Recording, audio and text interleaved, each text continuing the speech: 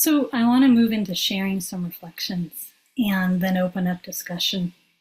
And I'll say that the place that I'm coming from in being here today and offering these teachings is both love of Dharma, coming from my own practice and work as a teacher, and also a lifelong path in sacred activism. I come from a family of change agents, of activists, and have long held the question that I think all of us are holding today around how to be of service and what is the meeting point between our contemplative practice and the actions as well as the receptivity that's being called of us today, and how do we respond consciously, wisely, and skillfully to such turbulent times, such quickly changing times, times of such uncertainty, such loss and grief.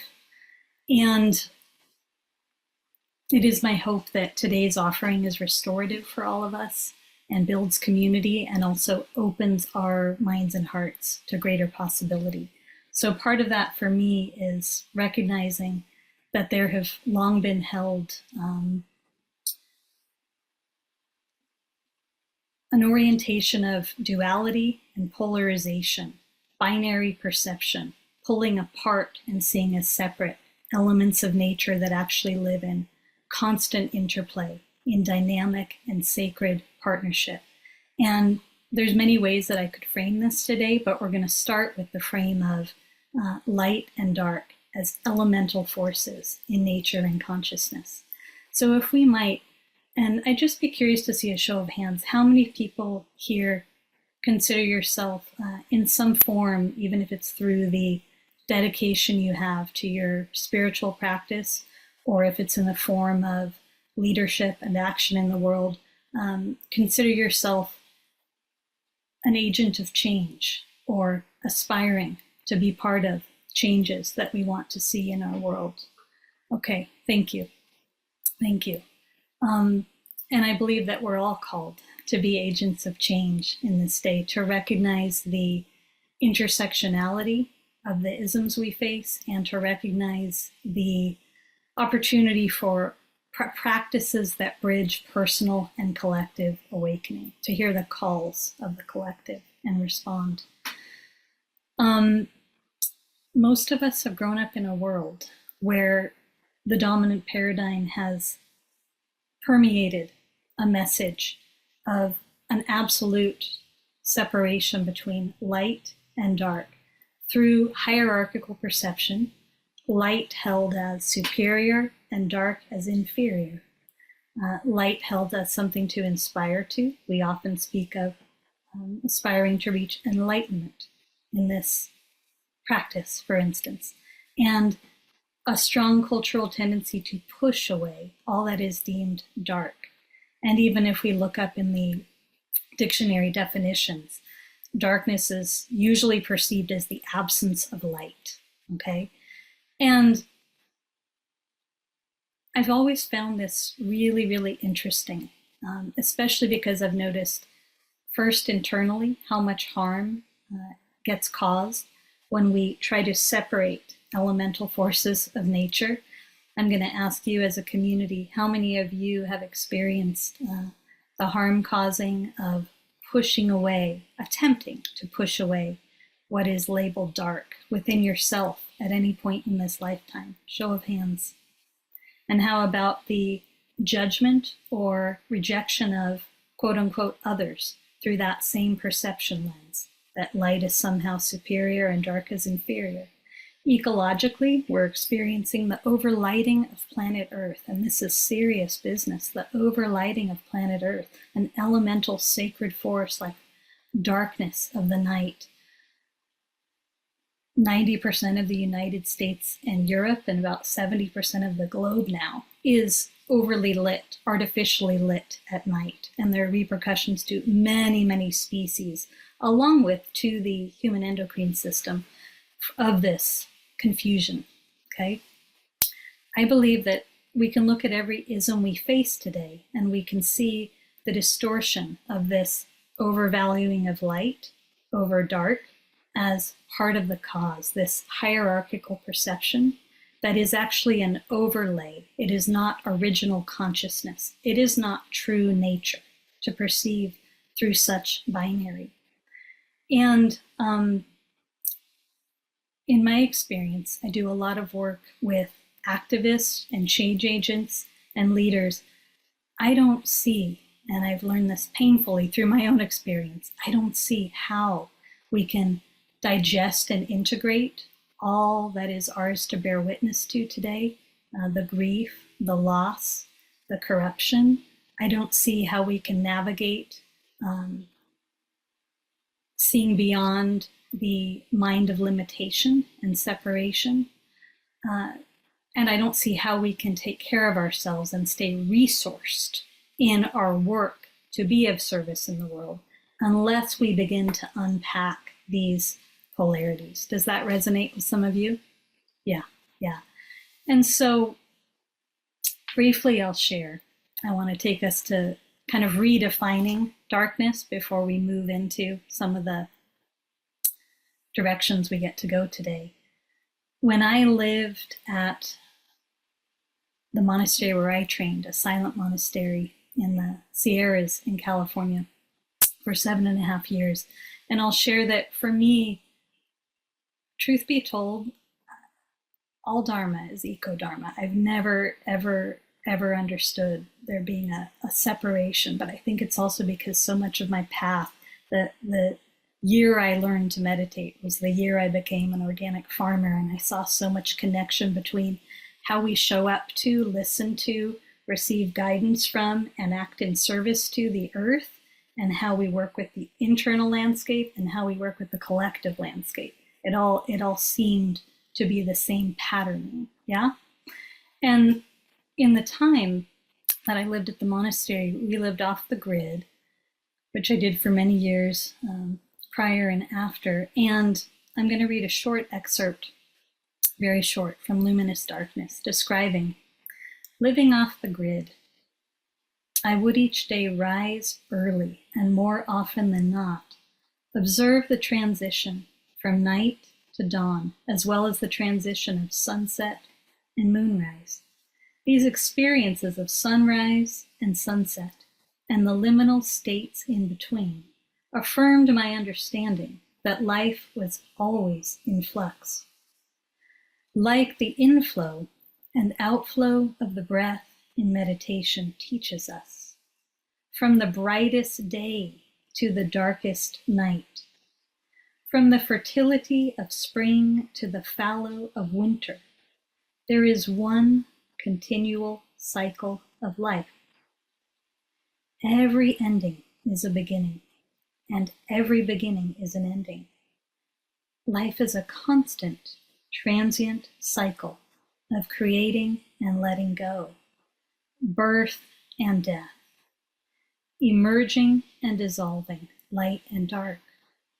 Nothing exists in initiation or completion. Everything is moving, cycling, and in a continuous state of sacred flux. Like the wintertime or the exhale, some moments in this process are about slowing down and emptying. And like the springtime or the inhale, some celebrate acceleration and creation. Even diurnal plants and animals remain in the process of growth at night. It is merely slowed down and hidden in the dark. Life does not stop when the sun goes down. And yet acknowledging this, and acknowledging that if we look at the natural world, we see darkness and the field of restoration and receptivity widely celebrated. And we see the balance of the embryo in the womb for 9 months of rest. And then we see that same womb turn into a muscle of dynamic force for the actual birthing process. But despite what we witness in the natural world, honoring darkness, and despite the fact that there are wisdom traditions across the globe throughout history who have recognized darkness as a very important instigator of growth, not something to be feared, to be rejected, to be hated, not something inherently bad, while light is inherently good. That's made up. That is hierarchical perception in action. And I want us to just touch for a moment together the harm that this has caused and the confusion that this has caused. How many of you can touch within your own life experience some of the confusion of this quality of binary perception? Just show of hands. Yeah. And how many of you are feeling in this time of being asked to bear witness with eyes and hearts open to so much each day, and being asked to inquire into questions that feel absolutely overwhelming sometimes, absolutely confusing sometimes, about how to actually be of service? How many of you feel the deep and deepening need for this balance with restoration, with receptivity, alongside the domain of action and service and doing? Yeah? And so I want to offer another short excerpt to read. But first, there's a poem I was reminded of this morning, and it really points to part of what we're doing today, reconciling realms that have been falsely polarized and the harm that's caused. And part of what I hope in today's exploration is that we're asking ourselves, what is the uniqueness of this time, the unique circumstances of these times? What are they inviting us into? What are they calling forth from us in conscious response? And so this is a poem by Vicki Robin, and I hope you'll find it touching as I have. It really points to this dynamic partnership between light and dark, yin and yang, going beyond polarization. It's called How Then Shall We Live? And Vicki writes, how then shall we live? The world is in flames. I am not burning. Systems are collapsing. I have never been more whole. Our people are polarized. There has never been more room in my heart. We are shaking in our boots. I root deeper. We don't resist collapse out there. We let it transform us, even in our grief, even in our rage, and alongside the next good idea. Just letting yourself take that in for a moment. It points to a possibility that I like to call full spectrum living, a possibility that the Dharma invites us into so wholeheartedly, not to separate this or that, but to embrace the this and that of our times. In service, to embrace the need of pausing throughout and interwoven through our actions. Let's take a pause right now, just taking in a conscious breath. And to Glenda, Vicki Robbins is the name of the author. And noticing in this pause what's here and now. It's a time when I'm witnessing a tear in the fabric of human relationship, and I'm witnessing this exacerbated through social media and forms of communication that we didn't have access to years ago, that seem to make it really, really easy for people to focus on expression without the balance of receptivity, of receiving another, of listening to a field. Do other people have that same experience in witnessing? So we're also looking at the balance of a need to remember darkness as this wise field of receptivity, non-doing, but it's not passivity, that balances out our expression. And that is the only place, I believe, that skillful expression can come from, right? So just to pause for a moment as I access this short passage. And I want you to just let your body relax even a little more fully as I read this, okay?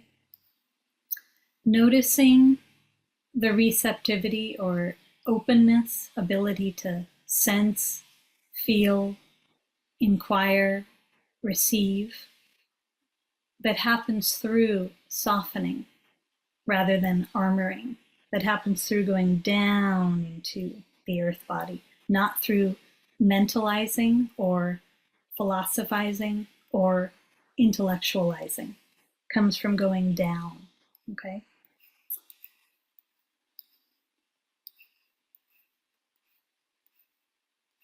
Bear with me. So we often think of receptivity as soft, gentle, yin. And in a moment, I'm going to have us inquire a little bit into some of the biases that we've been fed about receptivity, about the yin. There's a strong messaging that force is more effective than gentleness, that one needs to be aggressive in this competitive world, that one needs to perform at one's best constantly, that if you're quiet, you'll be overlooked, one's opinion needs to be heard in every matter, that there's no time to listen, there's something that needs to get done. Also that bigger is better, faster is better, louder is better. I'm curious how many of you resonate with some of these messages and that they've impacted your consciousness in this lifetime, or they've impacted the systems that you're witnessing, which are in the process of being dismantled right now. Yeah. And so I would offer that receptivity is gentle, but that it is a powerful force of nature. It is our ability, our capacity naturally to take life in. Again, not passive, an action, but a relational action. And everything about our meditation practice, about engaged practice, invites us to reconnect with the expression of true nature, which is relational presence, resting in the quality of presence, the aliveness of our earth bodies that recognizes our oneness, our unity with all of life and all forms of life. Receptivity is a greatly overlooked and undervalued natural human quality. Receptivity is our ability to listen to life as it is, without imposing our ideas or agendas onto life. And again, we're not talking about just auditory listening, but listening with our whole body mind. Receptivity is an expression of respect for the world we inhabit. Think of how you feel when someone is genuinely listening to you without judging.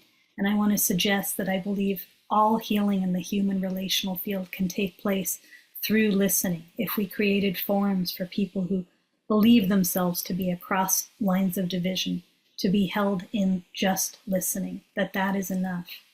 Reflect on how it feels when you are listening to the earth, listening to the elements, feeling perhaps the deepest coming home or intimacy through just that. Listening to your own body without imposing ideas or agendas. And how about in your work or in the work that we are collectively facing today? How do we listen with a sense of emergence to what is being asked of us, which might be outside of the box of how we perceive ourselves? How are we being asked to grow? How are we being asked to serve when there's so much that is uncertain, that's ever changing, okay? We exist in relationship in every moment of life. In every moment, there are multiple layers or dimensions of communication coexisting within ourselves, between human beings, with the natural world, and with the invisible realm. But we can't awaken from egocentricity or anthropocentricity without developing our receptivity.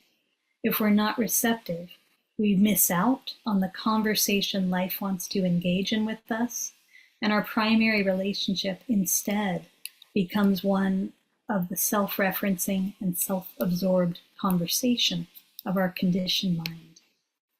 I'm sure no one here has ever fallen into that, yeah?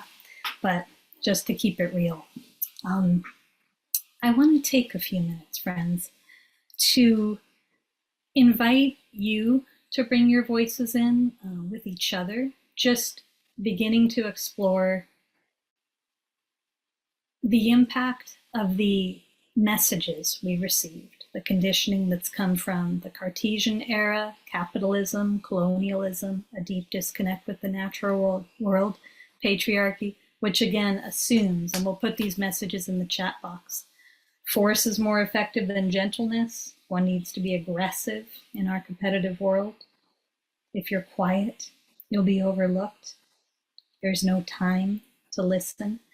I feel that in the field of change making, it's really, really important to give ourselves permission to awaken from these messages and that imbalance, and to rebalance rest and action, yin and yang, receptivity and conscious response, okay? So we're gonna have more time to connect with each other as a group, but I wanna first put people into groups of 3. I wanna invite you to just see what's alive regarding these messages, which are now written in the chat, and also to notice what for you has been healing in perhaps reclaiming the balance that I'm pointing to today. I mean, just as a practical example, we can't be skillful facilitators or skillful presences in community conversation or skillful in our actions unless we're committed to resting in receptivity first, getting out of the way, emptying, noticing the lens through which we're perceiving, which can be an unnecessary overlay, and receiving the guidance of the moment, yeah? Is everyone clear on the inquiry? Okay, good. And let this be an opportunity to just take turns, splitting the time, and just resting in your earth body and receiving the other, not adding any questions or comments, deep listening with every cell of your body, yeah? When I was a kid, I used to play a game, and this game was my first meditation, I later realized. And in this game, which I played often, I would imagine that my entire body was an ear, and I would just let myself take in and listen to the world around me. And I think as a kid, because I think kids, especially before they get more and more conditioned, carry and express true nature so fully, I felt my deep intimacy and aliveness in that game just by pretending I was an ear. So can you do that with each other for a few minutes? Yeah? And just see what you experience, okay? In terms of timing, let's do about 5 minutes each, and let's come back in 16 minutes. So we've got some space. So enjoy. And if anyone's opting out of breakout rooms, maybe do a little reflective writing on this, okay? Yeah. See you soon.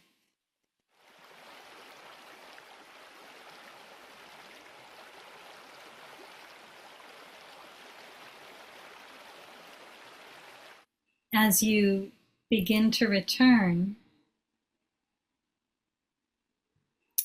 just noticing how you feel at the end of that session.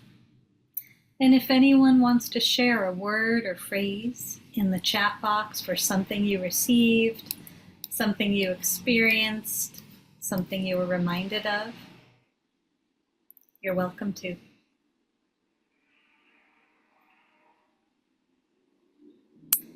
And so far I see bravery, beautiful. I love that word.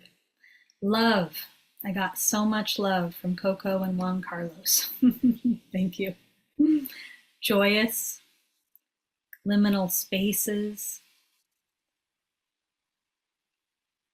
Let's see if anyone else wants to share. We were all celebrating the joy of being in this moment, the luck of being gathered together in this morning. Yeah, thank you. It's amazing. And it's amazing what can happen just meeting on Zoom this way. When we come together in relational presence with our body minds open to interbeing, it doesn't matter what the context is. Of course, it's fun to be in person, but we feel the energetic resonance and connectivity really beyond time and space. Yeah. We will all, let's see, non-coincidental connection. Absolutely. Presence. Thank you, Eric. Love. Okay. So let's go ahead and open up the space. And I'd like to welcome questions or reflections about anything we've touched so far today. And I might just briefly want to make sure that I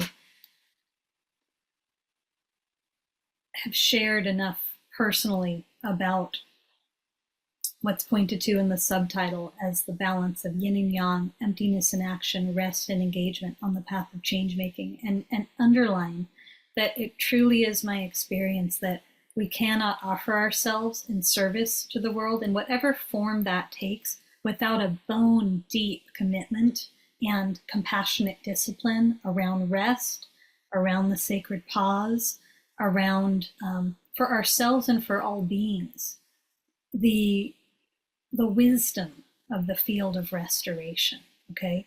And that includes making the gatherings that we have and the conversations that we have as restorative and deep rather than draining and fueling binary perception. I pointed to emptiness and action, and I want to just emphasize it's also my experience that it is not useful, it is depleting if we pour ourselves into actions while holding great attachment. So letting ourselves balance, emptying and not taking personally, and really giving ourselves wholeheartedly, but letting go as this dynamic balance in change making. That's the only way for, I believe, change making and leadership to be regenerative, okay? Let's open it up. What's alive for you? You can bring your voice in, and you can also share something in the chat, and we'll test my 50-year-old vision, which is changing this year. So whatever you choose, okay? Who would like to start us off? Yeah, I see a hand. Is it share? Did I get that right? If you can unmute yourself and share your name first. My name is Sherry, and Eden, you may or may not want to talk about this, but I just wanted to offer a question. I am in a position at this point in my life where oftentimes rest is not by choice. It is something that I have to do because I now have an autoimmune disorder. And I find that I have a lot of resistance about that because I do have this conditioned mind that says I'm more valuable when I'm an agent of change. And if you felt like you could say something about that, I would really love to hear that. Thank you. Thank you for the vulnerability of sharing what you've shared, okay? And there's a lot that I could say about this, but I'll speak from my direct experience. When I was living as a monastic and I was about 32 years old, I woke up one day feeling like I had aged 80 years overnight. I didn't know what had happened. I didn't know that I had contracted Lyme disease, and I didn't actually find that out for about 10 years. So I had about a 10-year journey of navigating mysterious and wild illness and the ups and downs of that. And that is actually also why I left the monastery where I trained. And in my experience of being willing to meet chronic, mysterious illness with Dharma, with my practice, it became my greatest teacher and a profound teacher of a level of freedom and love I do not believe I would have let myself access otherwise, or I would have kicked and screamed in more egoic resistance for longer had it not been for a body breaking down and saying, I can't. And so, as an example, when I left the monastery, just for a few months, I was leaving to get medical assistance and be with family in a way I couldn't get assistance out in the wilderness where we were. And I had to go through a process with working with the medicine. Now, that the doctor told me at first I would have to lie down and things would get worse before they got better. So I was lying down on my back for weeks and weeks, and I was watching the conditioning bubble up of, even after some years of monastic practice, a sense of my family conditioning arising. Somehow our lovability is tied in to how much we do, how much we participate, how much we give. And I was able to give nothing. A sense of terror and panic about how will I be able to serve the world if I'm just a lump lying down for the rest of my life. Maybe people in your own ways, through your own experiences of body fragility or other fragility, can relate. But it was a moment of meeting a kind of primal fear, and in being willing to sit with and hold space and just be with all of those messages without taking them personally, there was room for something much bigger and truer and more authentic to come through. And this voice came through strongly and powerfully that really changed things for me going forth forever. And it simply was an acknowledgement. Actually, in truth, your presence is your contribution. Your presence is your greatest contribution. And bringing presence is the greatest contribution we can make in every moment of our lives with whatever we are doing. The quality of presence we bring is what matters most. Are people following? And I recognize that even if I was going to be sick for the rest of my life, which I wasn't, but even if I was, I could be present. I could surrender to presence. And surrender is not about force. It's not an action. It's not about doing more, faster, better. It's not about proving ourselves through what we're doing. It's about surrendering and trusting. If we surrender, if we gave it all up, if we simply let go of everything but our naked, ordinary being, that would be enough. And then the power, then what I got to see is the power of what actually comes through that naked, ordinary being. And in Zen, we often use a phrase, ordinary self. There's so much language that could point to true nature, authentic self, but also ordinary self and no self. Who and what we are when we get out of the way, when we just drop the charade, drop the effort completely, and let life animate us. That's no self. That's the most powerful presence there is. And it's the presence of interbeing, of who and what we are separate from the bubble of small self. Is this resonating for people? So I find it very heartening and also a very humbling reminder continually that emptying is where we begin and end in practice. And that in our service and our work, following the messages, this is where listening to the cosmos comes in. From that place, the messages, the guidance that life and nature gives us, rather than the messages of the conditioned mind or our better ideas about how we might help, how we might try to quote unquote save the world while forgetting to savor the world along the way. Yeah? I appreciate your question, Sherry, very, very much. And there's more that I write about that in Luminous Darkness. Okay? Yeah. And I see a comment, yes, chronic debilitating physiological illness conditions. I was and saw others here shaking my head when this was shared, and I believe For me, it's connected to the overwhelm of all I intensely see and feel in this world and have been really resentful about it. So let's also acknowledge the myriad feelings, layers and layers of feelings that need to be presenced and acknowledged, felt and metabolized in response to the vastness of what we're witnessing in our world. Fear, anxiety, resentments, perhaps, finger pointing, self-righteousness at times when we perceive through that lens of it's their fault. Knowing our practice is to come home to a larger perspective, full mind awareness, but to honor and acknowledge those parts as they arise. Our bodies are, I believe, shamanic vessels for metabolizing, for integrating, for actualizing our life experience. And grief, especially in response to the state of the world, but all of our feelings are very skillfully met in togetherness and in ritual.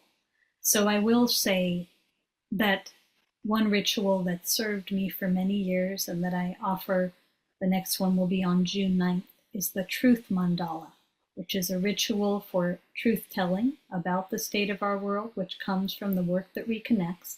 How many of you here are Joanna Macy fans? Or yeah. Love to Joanna, gratitude to Joanna. And in this particular ritual, we will also be engaging in conscious movement and dance, because I've found in my personal practice that both conscious dance is my sister to sitting meditation. We exist in stillness and movement, so learning how to be fully present in both is useful, but also that dance is a great way to metabolize, to move energy through our bodies, okay? And I might just pause briefly to share that Joanna is a longtime mentor of mine and dear friend. And when I first shared with her that I was going to be writing a book on luminous darkness, and believe me, I didn't want to. It was like, Joanna, this has come through me. I have to write it.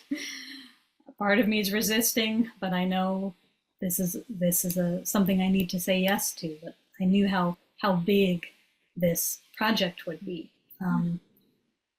She said she went right over to her Rilke collection in her incredible library, okay? Her incredible library. And she took out this poem. You, darkness, of whom I am born, I love you more than the flame that limits the world to the circle it illuminates and excludes all the rest. But the dark embraces everything, shapes and shadows, creatures and me, people, nations, just as they are. It lets me imagine a great presence stirring beside me. I believe in the night. Yeah, so just notice how that touches you. Again, this points so beautifully to the going beyond binary perception, okay? I see another in the chat box, and give me a moment. Feel free to pass on this one as is wise. Could you speak to the near enemy of self-care and deepening, which is self-indulgence and avoidance? How understanding this can help with authentically meeting darkness. Thank you. Thank you. Well, I can say what's alive for me about it, and I hope it's helpful. And it's just a subtle shift in the way we're framing self-care. There's a point in one's practice, maybe early on, even practice can be taken on with a little bit of self-absorption. My younger years, my early years, maybe attempting to get to enlightenment as the solo heroic spiritual warrior.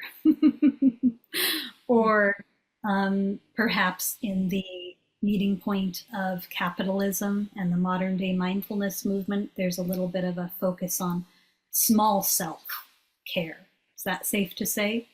But when we're talking about the need for self care for change agents, the need for self care in this balance, or I would say in the attempt to remember a more regenerative way of living and leading in our world and modeling regenerative living and regenerative service. We're not talking about small self. We couldn't be talking about anything further. We're recognizing in each moment of our practice that we are practicing, we are serving for all beings in every form of life, and that we also equally are leaning into the support of all beings in every form of life. In my life experience, I don't know about you, you can look within to see, there is no way I could access the fierce compassion, the courage, the willingness, the tenacity, the ability to keep going, the trust, the willingness to surrender. If I wasn't leaning into the support of all beings and showing up for all beings, I could never do any of it for small self. There's no reason to attempt that. But because, again, of the integration of modern meditation and capitalism, people get a bit confused. Yeah? Yeah. So thank you for that.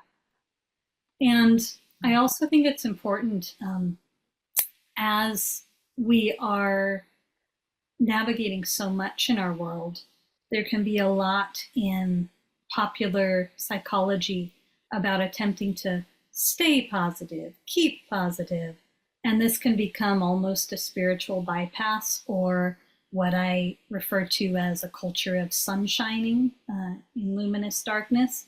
It requires tremendous unnecessary effort when we recognize that instead we could redefine darkness. Instead, we could recognize that if we're willing to see with the heart rather than through the binary perception that is always labeling light, dark, positive, negative, good, bad, better, worse, higher, lower, it's exhausting, is it not? If we're willing to let some of that go and perceive more clearly from the heart, there is just life happening, and we embrace all of it as a teacher of love.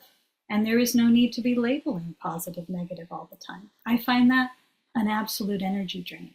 So it's not a choice I make in my life. Before I read the next one, I'll just share briefly a quote that I've always loved from Eihei Dogen, who was the 12th century founder of Soto Zen. And this is from the Song of the Precious Mirror, Samadhi. And Dogen says, so simply and so eloquently, light and darkness are a pair, like the foot before and the foot behind in walking. Each thing has its own intrinsic value and is related to everything else in function and position. Can you sense the permission, the welcome, the generosity of spirit in that statement? Jerry asked about Truth Mandala. Registration for that event opens tomorrow, and so it'll be on my website, also on the Work That Reconnects website. But what I would offer is, at the end of this, we'll share my website, or we can share it now, and I might name some resources that are useful, okay? And someone asked, how can darkness be just a place where there isn't light, when I have seen the shadows creep and nestled in her soft fur to sleep? How can darkness be just a place where there isn't light? Well, there's a couple things I would offer here. And one is the suggestion that it's never a place where there isn't light. That life, and this is something the Tao models, even the symbol of the Tao has a spot of darkness within the light and a spot of light within the darkness, the two shapes nestled together, that if we're really dropped into subtle perception, it's more that there are gradations and variations of dark and light and the interplay in every moment and every experience. And that's just something I would put out there as an inquiry for you. And that also there are times when it can get so dark that it can seem scary, or so dark as in unknown, unfamiliar. We call the dark ages dark, and people have this negative connotation, but that title, Dark Ages, means it's a period of time in human history that there's very little known about. That's why it was called the Dark Ages. So there are times we enter when we are in such unfamiliar territory, or going through such liminality, or going through dark night of the soul in such an intense way, going through loss and change and the ground beneath us completely disappearing, that it is wildly uncomfortable.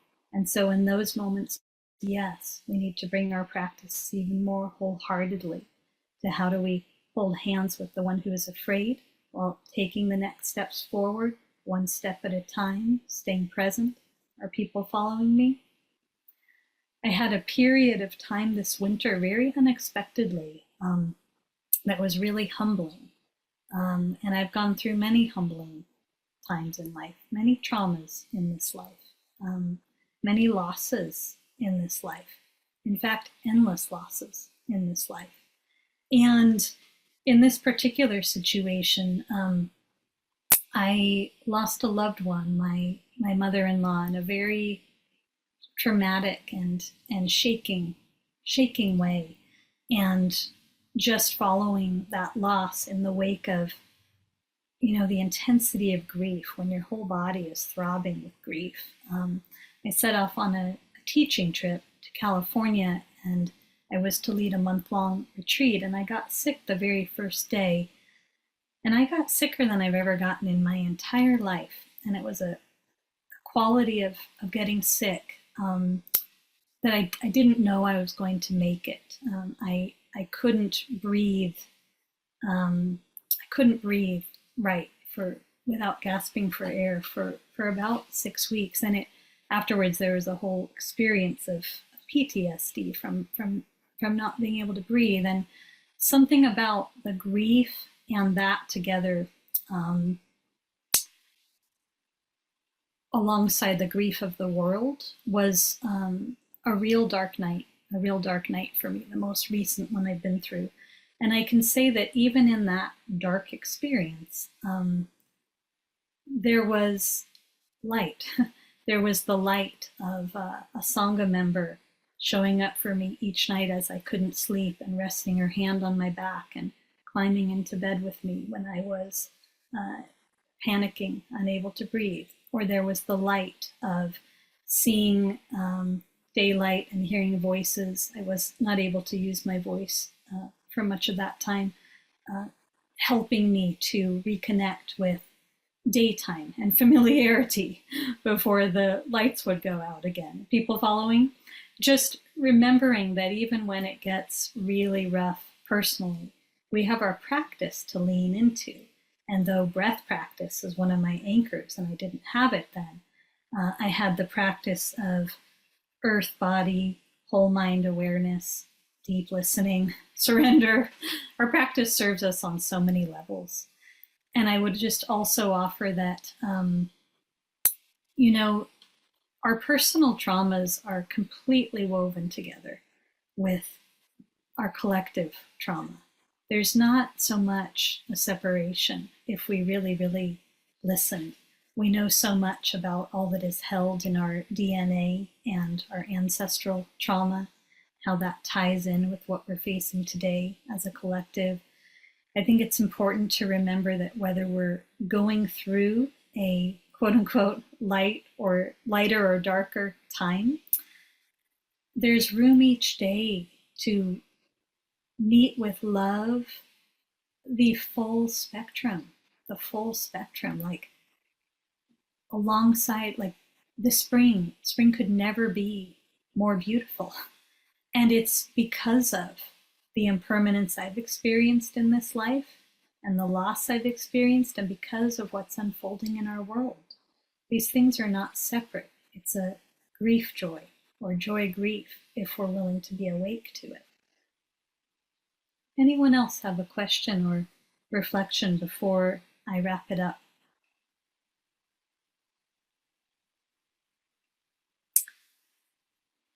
It's been really nice to be with you all today. Hold on, one more. Yes, here's someone sharing also who got Lyme when you were 38, years before it was discovered, and have felt so alone with this disease for 45 years. I've also had a breathing issue too. My heart goes out to you. 50-year practice of meditation on the breath wasn't available. Yes. And so this is when we have to really make sure, and this is the last thing I'll say for all of us, that we have many, many ways to resource.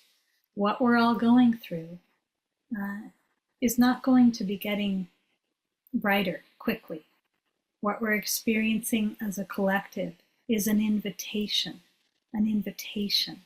I write about it in Luminous Darkness as the invitation of endarkenment alongside our pursuit of enlightenment. And I share more in that book, 5 principles of what that invitation entails. But I really want to encourage everyone to be as resourced as you can be and to know how to resource. Yes, maybe even breath, not always available to us at times. Okay? Eric wrote, appreciate the judgment-free perspective on darkness. Thank you, Eric. And thanks for being here.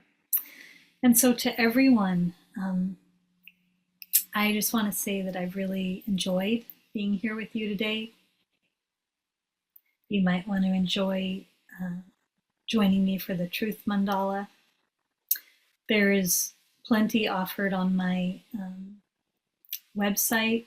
As someone just mentioned here, there's a sacred activism course that I offer later in the year with Nina Simons of Pioneers, and through the Barry Center for Buddhist Studies, an embodied change-making and sacred justice course that we're in the middle of now, but we'll offer again next year. There's also a 6-month training called The Heart of Listening on behalf of our collective. It's one of the loves of my life, so you can check that out on the website if interested in going deeper. And feel free to just touch in anytime. I've enjoyed you very much. So thank you to One Earth Sangha. I'm grateful for you and what you're doing. And before I pass it on and at the very end be dedicating the merit, I just want to invite us to pause again. Take in a deep breath if that's accessible to us, to feel our connection with gravity, invite the body to soften, and just imagine that we are giving back some of the kindness, love, courage, openness held in this space, giving it back to Mother Earth. Giving it back to Mother Earth, feeling our reverence and appreciation.